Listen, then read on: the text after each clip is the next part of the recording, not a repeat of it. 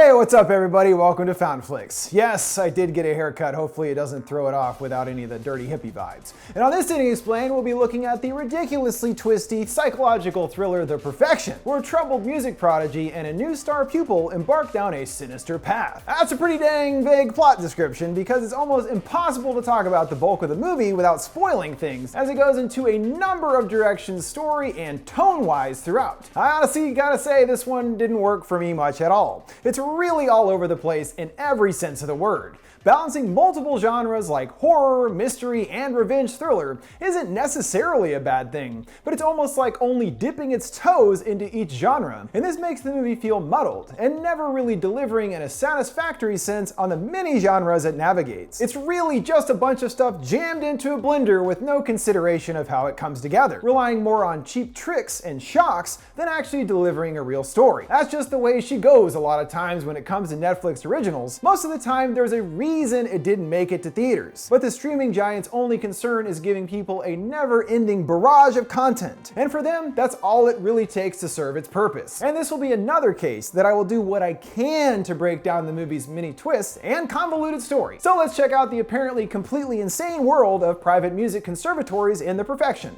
analyzing the movie, including the overall story and twists, what I think the message is supposed to be, however diluted it comes across as well as explaining the ludicrous ending. We first meet troubled former child cellist prodigy Charlotte sitting near her now very dead mother Ruth. Nearby, her aunt's filling us in on the fact that Charlotte has been taking care of her for years, and she has effectively put her own life on hold to tend to her ailing mother. Now that she's passed, Charlotte is free of the burden that has dominated her young adult life, and can now start to get her life back on track. But she chooses to not do this, and enacts a completely ridiculous, hackneyed plan to expose the wrongdoings of the prestigious music school where she trains as a child. A chapter heading popping up declaring a mission, which to me already tipped the hat way too early about where things were heading. Also, who the hell you'd think you are putting chapter titles in a movie like this? Like we're in for some epic scale journey? Your movie's 90 minutes long, dog. Come on, get off of it. You're not making some artistic masterpiece here, all right? Fine, just leave it alone. Charlotte hops a plane to Shanghai, reuniting with her former headmaster Anton and others from the school. Along the way there, seeing a billboard for another star student, Elizabeth, who has gone on to huge success thanks to the school's teaching. And our initial suspicion is that Charlotte is jealous of her success, as she had to throw away her own dreams to take care of her mother. But that would make too much sense for this movie. And things play out exactly as we would suspect, Charlotte and Elizabeth meeting, both showing great admiration for each other's respective skills,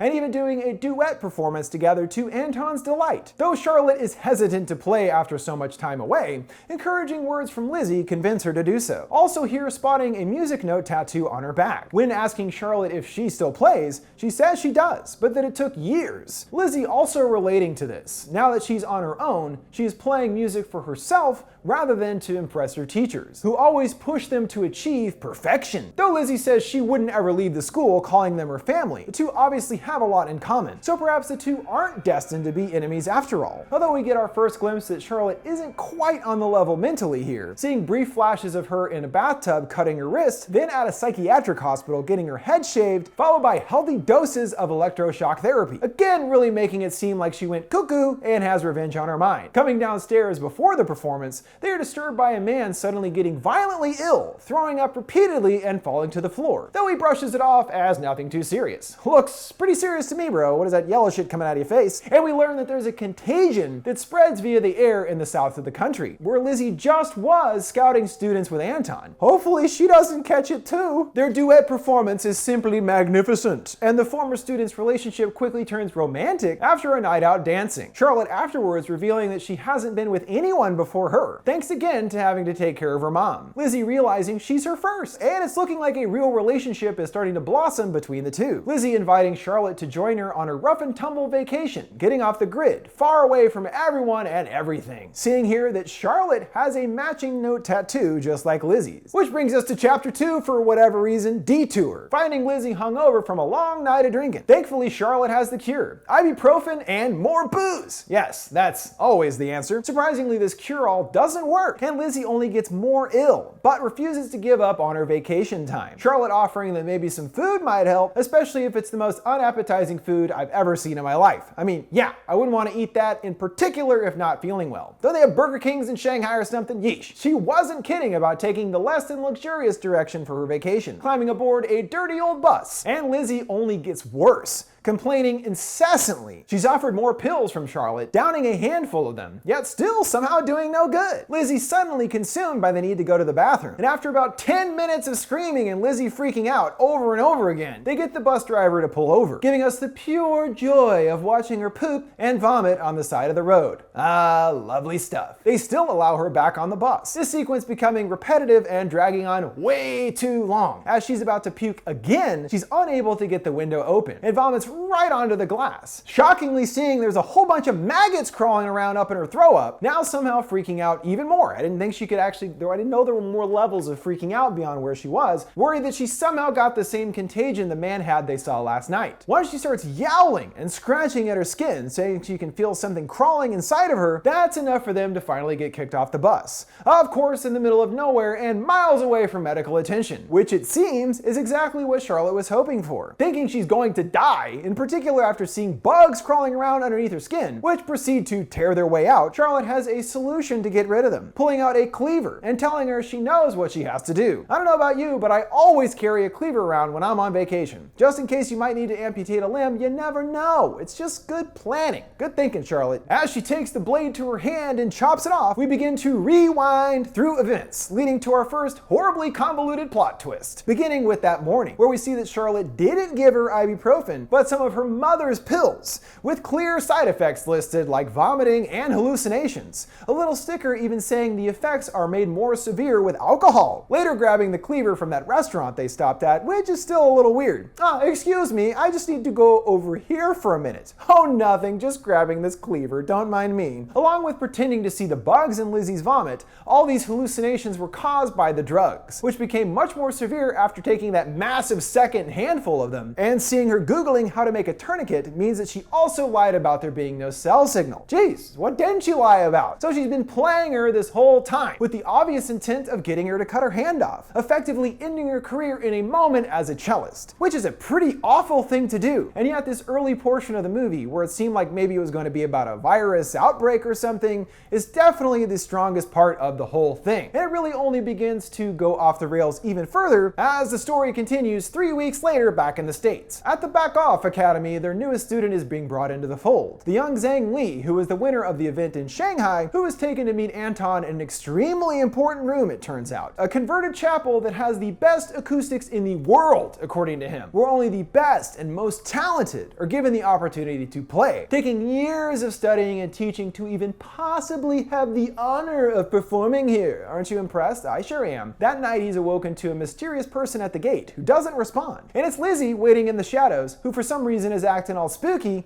like why didn't she just say, "Hey dude, it's me, Lizzie?" Making even less sense when Anton is relieved to see her, as they've been actively searching for her all this time. Not like he didn't want to see her or anything. At least that is, until he sees her hand is gone, and reveals what happened out there in the fields. That she was found on the side of a mountain, drugged out of her mind, covered in blood, abandoned by Charlotte, who at least put that Google research to use and provided her with a makeshift tourniquet. By the time she came to, Charlotte had already fled the country, and as it was her that took the pills, as well as her own hand, there wasn't much the police could do to help. Considering why she would do this, the answer again seems quite clear. Jealousy over Lizzie's success that she didn't have. However, the school which she earlier considered her family showed their true colors the next day, overhearing a new group of students practicing, along with hearing their school motto, "Play through the pain." Since she can no longer play, she's no longer of any use to the school, and they unceremoniously kick her out, at least offering to pay for an apartment, but ultimately showing that they don't care about her at all as a person. It was purely about her talents and nothing more. On the way out, she stops by a row of photographs with former students, seeing one featuring a younger Charlotte with Anton, angrily punching the glass. And it appears that since Charlotte caused her to lose everything, that she is now driven by a new motivation, revenge of her own. Well, maybe not really, who even knows at this point. Several weeks later, surprising Charlotte with a visit at her home, tasing her before kicking the shit out of her and putting a boot in her mouth. Looks like the tables have turned on you, my friend.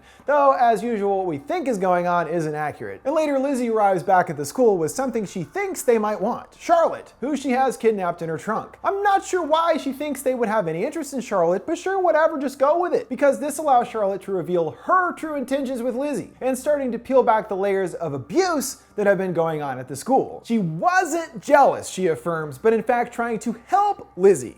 After seeing she had that note tattoo along with her success, she knew how she got it and what she had to do to get it, claiming that she was brainwashed, just as Charlotte had been during her tenure there. After leaving to take care of her mother, she pretty much went nuts over time, attempting to kill herself as well. And it was only through her shock treatments that she was able to break free of the mentality of perfection the school burned into her brain, and that she came back to save Lizzie from him and the school. Seems like there's gotta be a better way to do it than cutting off her hand. I mean, again, you got electroshock therapy. Why not just take her to a mental hospital and maybe that would work better? You don't have to cut her hand off because now she can't play the cello no more. Did you think about that? Anton stumbles for a response as we flash back to years earlier. Charlotte playing in the coveted old church room. And you know, like any normal person would do, she makes a single mistake during the performance. And she knows how the school operates, where any mistake is punished. And Anton really lays into her, telling her to ask for forgiveness, as they don't make mistakes around here, especially in this room, and gravely states that it's time to teach her a lesson, the same way they taught me. And goes on to talk about how that tattoo was given to her to symbolize her being ready to play in the magical room, indicating she's the best of the best. Perhaps not after that one mistake. And now she has to pay the price. Cutting to a thankfully out of focus shot of Anton approaching her naked, making it very clear what he has in mind as punishment for her mistake. Showing us this is definitely not your average music conservatory. These are some twisted fucks up in here. Worried over what she might do, Anton drags her to the basement, where she nearly gets away until getting clocked in the face, coming to back in the mythical performance room, chained to the stage and all dolled up, as the other teachers join her. She pleads with Paloma, the wife I guess of Anton, to stop this, but she echoes another line from the school's belief: "We must do what's expected of us." And Anton takes center stage, bringing up the concept of the perfection that they push their students to achieve, but not really expanding on it beyond sexual abuse somehow making kids play the cello better, which I definitely get, that makes a lot of sense. Anton realizes that she actually hates him,